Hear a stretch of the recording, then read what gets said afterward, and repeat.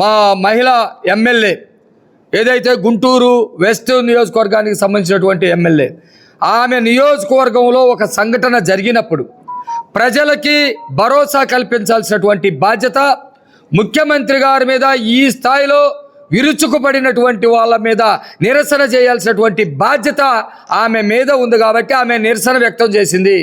ఎక్కడ ఆమె కర్రలు తీసుకెళ్ళలేదు, కత్తులు తీసుకెళ్ళలేదు, తన నోటితోటి దుర్భాషలాడలేదు, బూతులు తిట్టలేదు. కానీ బూతులు తిట్టేటువంటి వాళ్ళని నువ్వు జగన్మోహన్ రెడ్డి ప్రోత్సహిస్తూ ఉన్నాడు.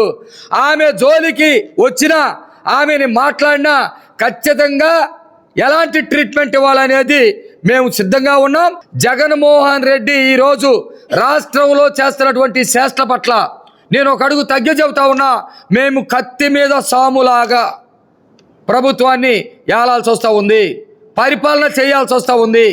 ఒక పక్కన అతను అరాచకాలు అడ్డుకుంటే ఇంకొక పద్ధతిలో ముందుకెళ్తా ఉన్నాడు, అడ్డుకోకపోతే ప్రజల్లో మమ్మల్ని చేతగానేలాగా ముద్రేయాలని ప్రయత్నం చేస్తూ ఉన్నాడు.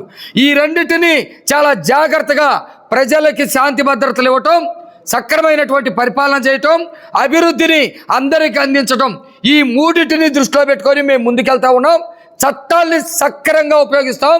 జగన్మోహన్ రెడ్డి ఎన్ని చెప్పినా ఖచ్చితంగా తన్ని జైల్లో పెడతాం.